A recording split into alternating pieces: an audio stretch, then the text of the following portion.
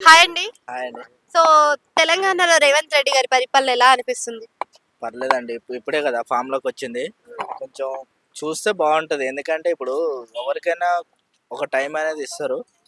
ఇప్పుడే రేవంత్ రెడ్డి గారు ఇప్పుడే వచ్చిర్రు. మొన్ననే ఎలక్షన్‌లు జరగడం జరిగింది. ఇంకా సర్పంచ్ ఎలక్షన్‌లు జరగలేదు. ఎంపీటీసీ జరగలేదు. నెక్స్ట్ ఎంపీపీ ఎలక్షన్‌లు జరగలేదు. కౌన్సిలర్ జరగలేదు.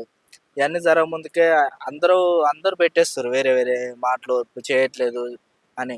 కొంచెం అంటే టైం మొన్న వచ్చిన మన ఏపీలో చూసుకున్నట్టయితే పెన్షన్‌లు పెంచేశారు. వెంటనే అమరావతి డెవలప్‌మెంట్ కోసం అని చెప్పేసి కొన్ని నిధులను తీసుకొచ్చారు. మన సీఎంని చూసినట్టయితే ఇప్పుడు తొమ్మిదో నెల వచ్చినప్పటికి కూడా అది ఎటువంటివి కూడా చేయడం లేదు. కనీసం కూడా డెవలప్‌మెంట్ కూడా కనిపించట్లేదని బయట వినిపిస్తుంది. దానిపైన మీ అభిప్రాయం ఏంటి?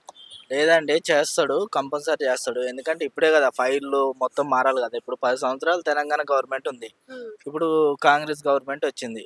అందుకు ఫైల్‌లు, గీల్లు, సంతకాలు, గింతకాలు అన్నీ మారాలి కండి. మారాలంటే కొంచెం మినిమమ్ ఎటు కాకున్నా ఒక 1 ఇయర్ అయినా పడతది కంపల్సరీ. సో, మనకున్న పరిపాలన టైం వచ్చేసే 5 ఇయర్స్ అండి. అందులో 1 ఇయర్ పోతే ఇంకా 4 ఇయర్స్‌లోనేనా వాళ్ళ పాలన అందుకునేది ప్రజలు?